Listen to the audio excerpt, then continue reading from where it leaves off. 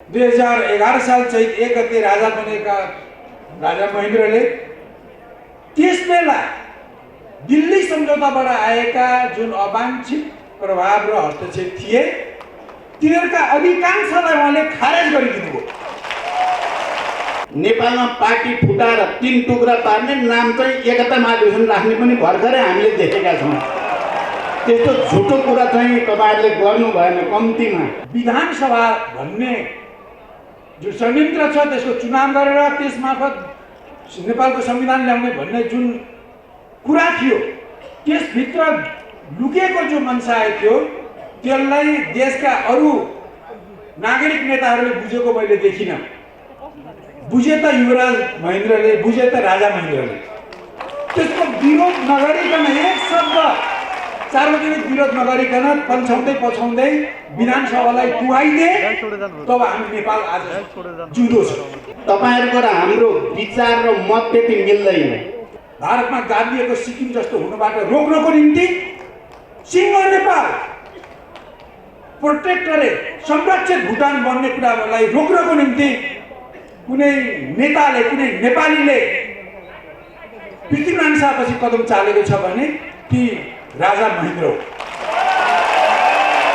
राष्ट्रिय भावना, स्वाधीनता प्रतिको निष्ठा, देशभक्ति तपाईहरुको हाम्रो एउटै छ। त्यस अर्थमा तपाई हामी उस्तै गोत्रका भनेको थिएँ मैले। 46 सालको परिवर्तन पनि बाह्य अवांछित प्रभाव र हस्तक्षेपको परिवर्तन हो। र हाम्रो पुष्पकमल दाहालले नेतृत्व गरेको जुन पछिल्लो 63 सालको परिवर्तन छ उहाँ प्रमुख शक्ति बनेर त्यसले पनि अवांछित बाह्य प्रभाव र हस्तक्षेप ल्यायो। हुन त हाम्रो सीपीजीले सजिलै बोलिदिनु भयो। उहाँले बोल्दै जाँदा पहिला राजतन्त्र सिद्ध्याउनु पर्छ भनेर टाउको काट्ने सुरुवात उहाँले गर्नुभयो।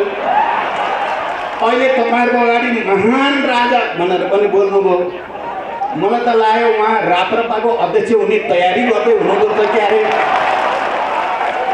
साँच्चै त्यसै हो भने सीपीजीलाई बधाई छ।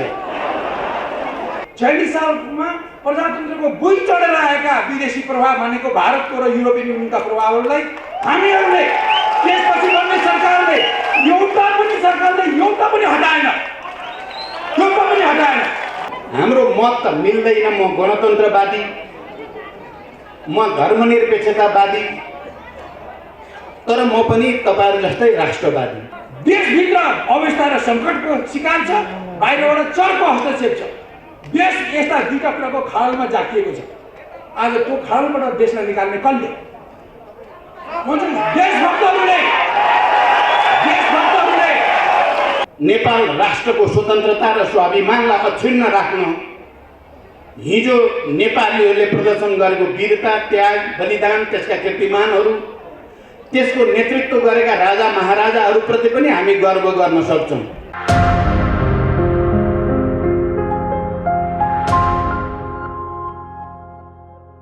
उद्घाटन समारोहमा आयोजन मलाई आमन्त्रण गर्नुहुने राष्ट्रिय प्रजातन्त्र पार्टीका सबै नेतात्रय लगायत सबै यसका संस्थापक नेताहरू म आभार प्रकट गर्न चाहन्छु। र सुरुमै म यो महाधिवेशन चाहिँ पूर्ण सफल होस्, यसले वाञ्छित लक्ष्य प्राप्त गर्न सकोस् भन्ने म शुभकामना दिन चाहन्छु। यो मेरो शुभकामनालाई जोड दिनको लागि मैले दुईवटा कुरा पृष्ठभूमिको उल्लेख गर्छु 5 मिनटै भित्र। हामीले अहिलेसम्म 7 सालदेखि अहिलेसम्म 4टा राजनीतिक परिवर्तन बिहोर्यौँ र 3टा यी सबै राजनीतिक परिवर्तनप्रति नेपालका राजनीतिज्ञहरूको, पार्टीहरूको विश्लेषण चाहिँ मूल्याङ्कन एक पाखे रहेको हामीले अहिलेको 8औं राष्ट्रिय महाधिवेशन हामीले 27-29 कार्तिक चितवनमा गऱ्यौँ। त्यसमा हामीले संस्थापित गरेका छौँ। 7 साल, 46 साल, 63 सालमा जुन राजनीतिक परिवर्तन भयो निसन्देह ती डेमोक्रेटिक प्रजातान्त्रिक राजनीतिक परिवर्तन हुन्। तर हामीले के देख्यौँ इतिहास पढ्दा, तथ्य केलाउँदा भने तिनीहरू डेमोक्रेटिक परिवर्तन मात्रै नभएर तिनीहरू अवांछित बाह्य प्रभाव र अनुचित बाह्य हस्तक्षेप सहितका डेमोक्रेटिक परिवर्तन हुन्।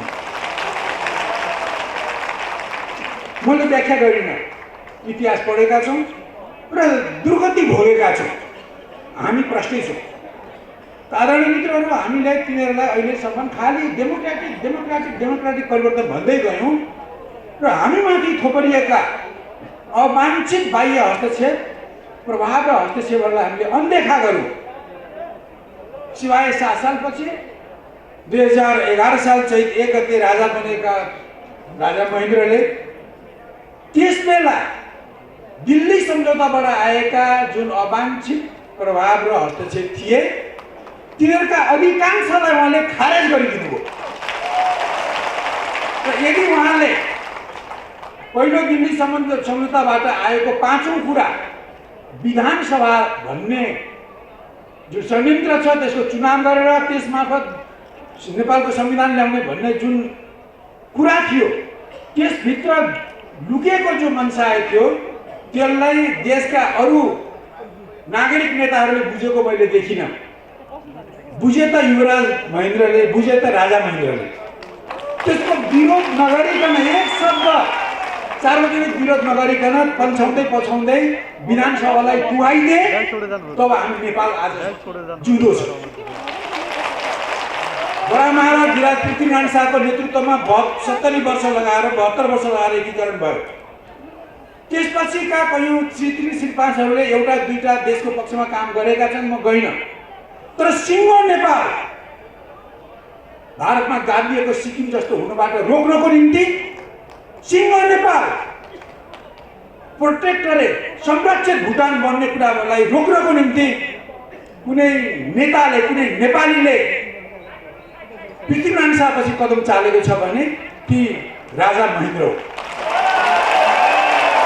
उनले अहिले पनि मलाई दुःख लाग्छ, हाम्रा देशका धुरन्धर पोलिटिसियनहरू 60 वर्षदेखि हामीले विधानसभामा आएको बल्ल बल्ल पायौँ भन्छ। ए बाबा, तपाईँले 9-10 सालमा विधानसभा पाएको भए त्यसबेलै सिक्किम बन्नुहुन्थ्यो, त्यसबेलै तपाईँ भुटान बन्नुहुन्थ्यो। त्यो विधानसभा नेपालीहरूको मागै होइन, नेहरूजीले त आफ्नो निम्ति राखेको पहिलो दिल्ली सम्झौताको लास्ट एजेन्डा हो। यसलाई महेन्द्रले चिन्नुभयो, महेन्द्रले पन्छाउनुभयो, त्यो आइदिनु भयो।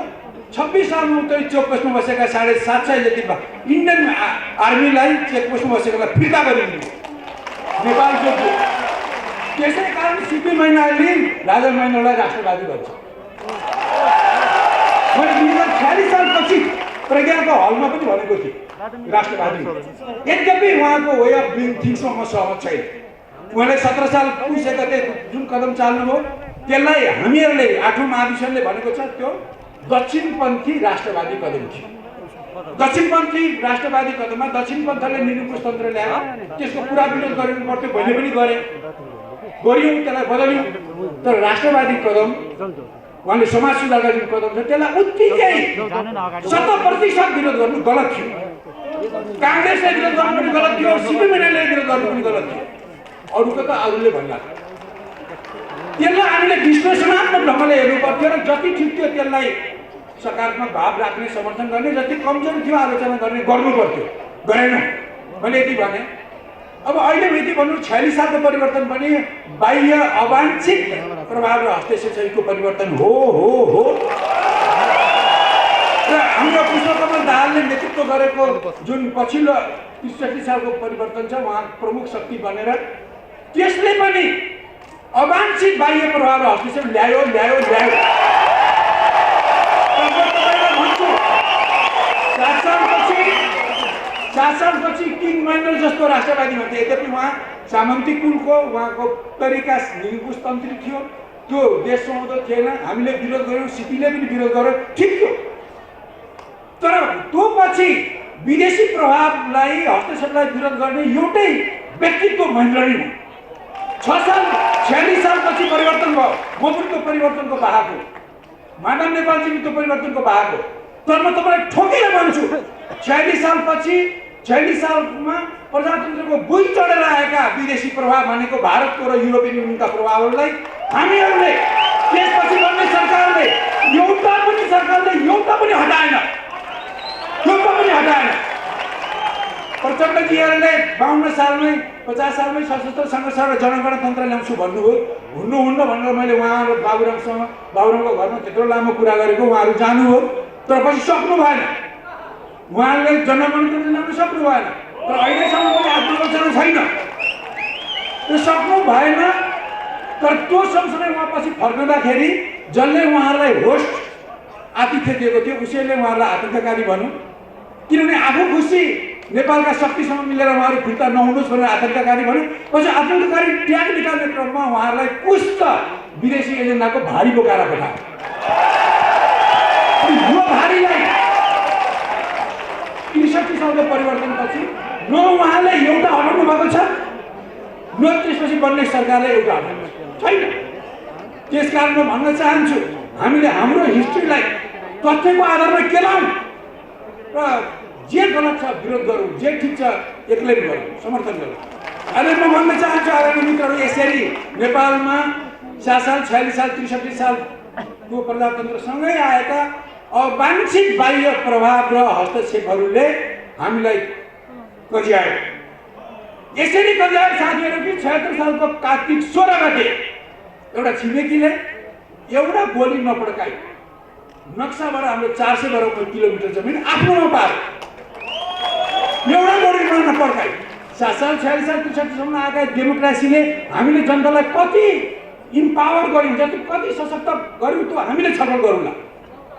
तर राष्ट्र कमजोर भयो र गोली नपड्काई 400 किलोमिटर जमिन लगाऊ। अहिले त्यसको कुरा गर्न खोज्यो भारतका शासकलाई भने सामने कुरा गरेर भने यताबाट टाउको गर्नु कुरै गर्दै 72 ठाउँको अतिक्रमण छँदैछ, झन् अत्याचार बढेको छ। हिजो त गोली मात्रै ठोक्दै अहिले तुइन काटेर नेपाली मार्छन् बढेको छ। हरेक क्षेत्रमा त्यो मुलुकले हामी माथि उत्पीडन बढाएको छ, किनभने 3टा कालमा जे आयो त्यसलाई हामीले स्वीकार गर्नु। यसैको कारणले आदरणीय मित्रहरू, यसको साथसाथै मैले अन्तिममा भने नेपाललाई कुरुक्षेत्र बनाएर चीनलाई तोड्नको निम्ति संयुक्त राज्य अमेरिकाले नेपालमा हस्तक्षेप बढाएको छ र यसले गर्दा यो बाह्य हस्तक्षेप अचानक बढेको छ। मैले नाप्न सक्दिनँ, अचानक बढेको छ मित्रहरू। अब यो भित्र कुशासन भयो, मैले व्याख्या गरिनँ। भित्र समय अनुकूल अर्थतन्त्र बनाइएन, कोभिडलाई ठिक ढङ्गले प्रभावकारी ढङ्गले सामना गरिएन, देश अव्यवस्थामा गयो, देश सङ्कटमा गयो। देशभित्र अवस्था र सङ्कटको शिकार छ, बाहिरबाट चर्को हस्तक्षेप छ। देश यस्ता दुईटा कुराको खाडलमा जाकिएको छ। आज त्यो खाडलबाट देशलाई निकाल्ने कसले? देशभक्तहरूले कुन देशमा 4 खाले प्रवृत्तिहरू छन् राजनीतिका। कम्युनिस्टहरू छन्, गैर कम्युनिस्ट वामपन्थी छन्, प्रजातन्त्रवादी छन् र राष्ट्रवादी छन्। राष्ट्रवादी के हुन्? जसले राजा देउता धर्म कर्म परम्परा मानेर पोलिटिक्स गर्छ। राष्ट्रवाद एउटा राजनीतिक प्रवृत्ति पनि हो। 4टा प्रवृत्ति छन्। यी 4वटै प्रवृत्तिमा कम्युनिस्ट, गैर कम्युनिस्ट, वामपन्थी, प्रजातन्त्रवादी, राष्ट्रवादीमा देशभक्तहरू पनि छन्, विदेशभक्तहरू पनि छन्। कम्युनिस्टमा पनि विदेशभक्त छन्, वामपन्थीमा छन्, प्रजातन्त्रवादी, राष्ट्रवादी सबैमा विदेशभक्त छन्। अहिले मैले भनेको थिएँ यी सबै 4वटा राजनीतिक ट्रेनका, म ट्रेनको कुनै शक्ति सङ्गठनलाई भनेको होइन, यी 4 खाले ट्रेनमा रहेका देशभक्तहरू उभियौँ। देशका ज्वलन्त समस्याहरूको देशमुखी समाधानको एजेन्डामा मिलौँ। ठिक छ, म मार्क्सवाद मान्छु, अर्कोले केही बात मान्ला, अर्कोले डेमोक्रेटिक सोसियलिजममा मान्ला, अर्कोले राष्ट्रिय प्रजातन्त्र मान्ला, अर्कोले सनातनी मान्ला। तर देशका जोल्दाबन्दा समस्याहरू जसले नेपालीलाई पिरोलिरहेको छ त्यसको राष्ट्रलाई बलियो बनाउने, जनतालाई बलियो बनाउने समाधानमा हामी एकगठ हौँ। म कामना गर्छु राप्रपा एउटा राष्ट्रवादी प्रवृत्ति बोक्ने पार्टी हो। राष्ट्रवाद एउटा राजनीति हो, तर राष्ट्रवाद, मार्क्सवाद, प्रजातन्त्र, वामपन्थ भन्दा माथिको कुरा हो देशभक्ति। देशभक्तिले सबैलाई समेट्नुपर्छ। त्यसैले तपाईँहरूमा रहेको देशभक्ति पनि म देख्छु, म व्याख्या गर्दिनँ। सबैमा देशभक्ति 4मा छ। त्यस कारण यी 4वटा स्ट्रिममा रहेका, प्रवृत्तिमा रहेका कम्युनिस्ट, गैर कम्युनिस्ट, वामपन्थी, प्रजातन्त्रवादी, राष्ट्रवादीमा रहेका देशभक्तहरू मिलौँ। हिजो प्रजातन्त्र छिमेकीलाई गुहार्यौँ, पछि पर्न छिमेकी र युरोपलाई गुहार्यौँ, पछि छिमेकी युरोप र अमेरिकालाई गुहारेर हाम्रो दुर्गति भयो मित्र हो। अब हामीलाई ती शक्तिले यो अहिलेको खाडलबाट निकाल्दैनन्, उनीहरूले खनेको खाडलमा उनीहरूले निकाल्दैन, बरु अझै हामीलाई गाह्रो छ। देशभक्तहरू हुनुपर्छ। देशभक्तहरू मिलेपछि तीबाट नेतृत्व जन्मिन्छ र तीबाट यो मुलुकको उद्धार हुन्छ।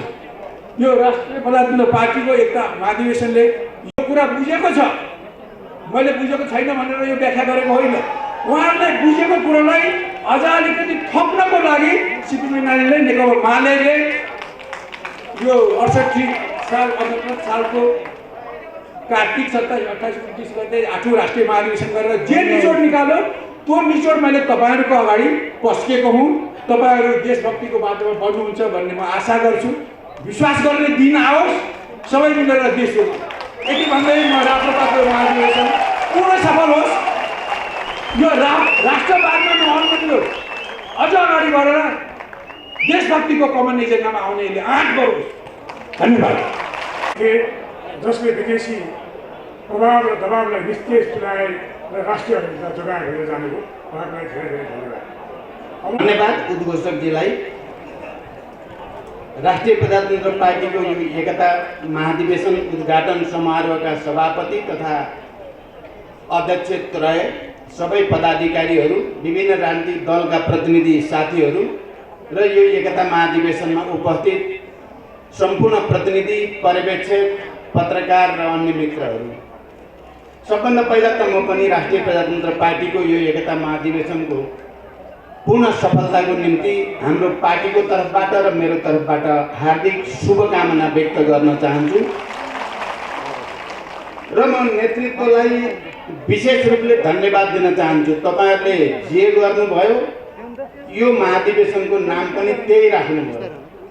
तपाईँहरू तीनटा मिल्नुभयो फेरि र महाधिवेशनको नाम एकता महाधिवेशन राख्नुभयो। त्यस अर्थमा धन्यवाद दिन्छु। तर नेपालमा पार्टी फुटाएर 3 टुक्रा पार्ने नाम चाहिँ एकता महाधिवेशन राख्ने पनि भर्खरै हामीले देखेका छौँ। त्यस्तो झुटो कुरा चाहिँ तपाईँहरूले गर्नु भएन। कम्तीमा पार्टी चाहिँ फुटाउने, नाम चाहिँ एकता राख्ने, त्यस्तो गर्नु भएन। जाली झेली तरिका तपाईँहरूले जे गर्नुभयो त्यही राख्नुभयो। त्यस अर्थमा मैले 3 वर्ष 4 वर्ष अगाडि पनि तपाईँहरूको एकता अधिवेशनमा बोलेको थिएँ र मैले त्यति बेला पनि सफलताको शुभकामना भनेको थिएँ। अहिले पनि भने तपाईँहरूको र हाम्रो विचार र मत त्यति मिल्दैन, तर राष्ट्रिय भावना, स्वाधीनताप्रतिको निष्ठा, देशभक्ति तपाईँहरूको हाम्रो एउटै छ। त्यस अर्थमा तपाईँ हामी उस्तै गोत्रका भनेको थिएँ मैले। हाम्रा मत, विचार, दर्शन मिल्दैन। म चाहिँ त्यहाँ पनि अहिले चाहिँ अर्को भाषा बोल्न सक्दिनँ। हुन त हाम्रो सिपीजीले सजिलै बोलिदिनु भयो। उहाँले बोल्दै जाँदा पहिला राजतन्त्र सिद्ध्याउनु पर्छ भनेर टाउको काट्ने सुरुवात उहाँले गर्नुभयो। अहिले तपाईँहरूको अगाडि महान राजा भनेर पनि बोल्नुभयो। मलाई त लाग्यो उहाँ राप्रपाको अध्यक्ष हुने तयारी गर्दै हुनुहुन्छ क्यारे। साँच्चै त्यसै हो भने सिपीजीलाई बधाई छ। म त्यस्तो भाषा बोल्न जान्दिनँ। हाम्रो मत त मिल्दैन। म गणतन्त्रवादी, म धर्मनिरपेक्षतावादी, तर म पनि तपाईँहरू जस्तै राष्ट्रवादी। राष्ट्रवादको व्याख्या गर्दा दुईटा फन्डामेन्टल आधारभूत कुरा छन्। एउटा राष्ट्रवाद भन्ने बित्तिकै अलि बढी हिजोको इतिहासमा भएका सकारात्मक र गौरवपूर्ण कुराहरूलाई आधार बनाएर अहिले पनि इतिहासतिरै फर्किन खोज्ने राष्ट्रवाद, एउटा नेपालका सम्पूर्ण जनतालाई राष्ट्रवादको आधार मान्दै जनतातिर नै फर्किन खोज्ने राष्ट्रवाद। मैले यो देशका सबै मजदुर किसानहरू, सबै उत्पीडित मधेसी, आदिवासी, जनजाति, दलित, महिला, थारू लगायत सबैको पहिचान र अधिकारको लडाईँ लडेकै हो। म राष्ट्रिय प्रजातन्त्र पार्टीका नेताहरू र तपाईँ कार्यकर्ताहरूलाई यस अर्थमा पनि धन्यवाद दिन चाहन्छु। तपाईँहरू आफ्नो विचार र राजनीतिक मतमा भिन्नता हुँदाहुँदै पनि देशमा राजनैतिक अराजकता र अस्थिरता पैदा नहोस् भन्नको निम्ति, देशले गति लिइराखोस् भन्नको निम्ति संविधान सभाबाट सङ्घीय लोकतान्त्रिक गणतन्त्रको संविधान बनाउन तपाईँहरू सबैले मद्दत गर्नुभयो। यस अर्थमा तपाईँहरूको देशभक्ति तपाईँहरूले एकचोटि फेरि भिन्न परिस्थितिमा पनि प्रमाणित गरेको म ठान्दछु। त्यस अर्थमा तपाईँहरू धन्यवादको पात्र हुनुहुन्छ। मलाई लाग्छ हामी इतिहासप्रति गर्व गर्नुपर्दछ। नेपाल राष्ट्रको स्वतन्त्रता र स्वाभिमानलाई अक्षुण्ण राख्न हिजो नेपालीहरूले प्रदर्शन गरेको वीरता, त्याग, बलिदान, त्यसका कीर्तिमानहरू, त्यसको नेतृत्व गरेका राजा महाराजाहरूप्रति पनि हामी गर्व गर्न सक्छौँ। तर आज युग फेरिएको छ। आज हामी 21औं शताब्दीमा छौँ। लोकतन्त्रको परिभाषा नयाँ स्तरबाट व्याख्या गरिएको छ। जनताको भूमिका नयाँ ढङ्गले परिभाषित छ। त्यसकारण हामीले इतिहासमा गर्व गर्दै गर्दा वर्तमानलाई बिर्सिन हुँदैन र वर्तमानको विश्लेषण गर्दै गर्दा भविष्यतिर हाम्रो ध्यान जानै पर्छ। भविष्यमा आउने पिँढीले कस्तो राष्ट्र हामीले विरासतको रूपमा दिने हो भन्ने कुरामा हामी सबै गम्भीर हुनै पर्दछ। विचारमा विविधता हुनु, मतभिन्नता हुनु स्वाभाविक कुरा हो। इतिहासमा मानव जातिको विकास, समाजको विकासको सम्पूर्ण प्रक्रियामा हामीले देखेका छौँ। विभिन्न दर्शन, राजनीतिक मतहरू, संस्कृतिहरू, परम्पराहरूको बिचमा लगातार बहस सङ्घर्ष हुँदै आएको छ र त्यही बहस विवादको बिचबाट समाजले गति लिँदै आएको छ। नेपाल पनि त्यसबाट अछुतो छैन। नेपालमा पनि अहिले विभिन्न राजनीतिक दल, विभिन्न राजनीतिक दर्शन, मतान्तरको बिचबाट हामी सबै नेपाली समाजलाई रूपान्तरणको एउटा प्रक्रियातिर अगाडि बढाउन चाहेका छौँ। हाम्रा मतभिन्नताका बावजुद देशमा शान्ति सम्झौता भइसकेपछि अब शान्ति कायम रहिराखोस्, स्थिरता बनिराखोस् र विकासले गति लिइराखोस् भन्नको निम्ति हामी सबै जिम्मेवार बन्नुपर्ने आवश्यकता छ। मैले जहिले पनि शान्ति सम्झौतामा आएदेखि तपाईँहरूसँग पनि आम नेपाली जनताको अगाडि नयाँ राष्ट्रिय एकताको आवश्यकताको कुरा, तराई मधेस पहाड हिमालको एकताको आवश्यकता कुरा, राजनीतिक विवादको बिचमा पनि लोकतान्त्रिक विधि प्रणालीद्वारा त्यसलाई सम्बोधन गर्ने, व्यवस्थापन गर्ने र राष्ट्रको हित र स्वाधीनतालाई अक्षुण्ण राख्न एकजुट हुने कुराको अपिल गर्दै आएको छु। तपाईँहरूलाई थाहा छ, संविधान घोषणा भइसकेपछि पनि देशको राष्ट्रिय एकता के हुने हो भन्ने चिन्ता हामी सबैलाई थियो। तराई मधेसमा अहिले अनिलजीले भने जस्तै एउटा आन्दोलनको वातावरण थियो। कसरी तराई मधेसका जनतालाई सम्बोधन गर्ने र राष्ट्रिय एकतालाई अक्षुण्ण राख्ने मात्र होइन, सुदृढ गर्ने भन्ने गम्भीर चिन्ता हामी सबैलाई थियो।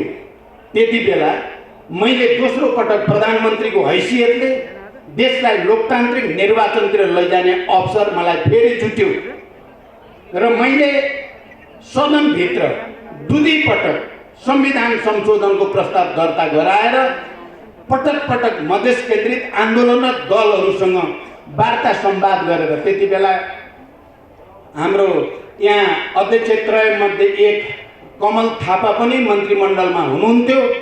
हामीले धेरै मेहनत गरेर देशमा एउटा राष्ट्रिय एकताको वातावरण बनाउने, लोकतान्त्रिक निर्वाचनको वातावरण बनाउने र देशलाई गति दिने जमर्को गऱ्यौँ। आज पनि त्यो आवश्यकता छ। हामी अग्रगमन भन्छौँ, हामीले अगाडि बढेर मात्रै समस्याको हल गर्न सकिन्छ, पछाडि हटेर पछाडि फर्केर सकिँदैन। इतिहास विभिन्न घुम्तीहरू, मोडहरू, थुप्रै आरोह अवरोह हुँदै जहाँ आइपुगेको छ, हामी सबैले आफ्नो विचारलाई, आफ्नो मतलाई सुरक्षित राख्दै, आफ्नो आत्मसम्मानलाई सुरक्षित राख्दै राष्ट्रिय एकता कायम गर्न भिन्न विचार हुनेहरूसँग पनि सहमति, उनीहरूसँग पनि समझदारी बनाउने कोसिस गरेर मात्रै राष्ट्रलाई एकताबद्ध राख्न सकिन्छ, लोकतन्त्रलाई गतिशील बनाउन सकिन्छ। भन्ने म ठान्दछु र मैले माओवादी आन्दोलनको एउटा नेताको हैसियतले, शान्ति सम्झौताको हस्ताक्षरकर्ताको हैसियतले, संविधान सभा र सङ्घीय लोकतान्त्रिक गणतन्त्रको एउटा प्रमुख प्रवक्ताको हैसियतले पनि मैले सबैसँग र तपाईँ राप्रपाका नेता कार्यकर्ताहरूसँग मैले कहीँ न कहीँ तपाईँ र हाम्रो गोत्र मिल्छ, हामी सँगै हिँड्नुपर्छ भन्नुको मेरो तात्पर्य त्यही विविधतामा एकता, अन्तर्विरोधभित्र पनि सहमति र सहकार्यको उद्देश्यद्वारा प्रेरित छ। पक्कै पनि हाम्रो देश अझै पनि राम्रोसँग स्थिर भइसकेको छैन, अझै पनि राजनीतिक स्थिरताको निम्ति हामीले मेहनत गर्नु छ। हामी विभिन्न राजनीतिक दलहरूको बिचमा अन्तर्क्रिया, अन्तर्संवादलाई अझ घनीभूत बनाउनु छ र यो राष्ट्रलाई अक्षुण्ण राख्ने, यो राष्ट्रलाई गति दिने, सबै खाले वैदेशिक दबाव हस्तक्षेपबाट उन्मुक्त राष्ट्र निर्माण गर्ने ऐतिहासिक जिम्मेवारी हाम्रो काँधमा छ। त्यसमा हामी सबैलाई मतको आफ्नो स्वत्व स्वाभिमानको बावजुद राष्ट्र सबभन्दा माथि छ।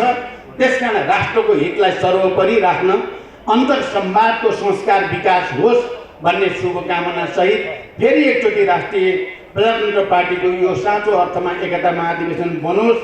यसबाट देशको सुदृढीकरणको लागि, जनताको विकास समृद्धिको आकांक्षा पूरा गर्नको लागि सही नीति र नेतृत्व छानोस् भन्ने शुभकामना व्यक्त गर्दै बिदा हुन्छु। धन्यवाद।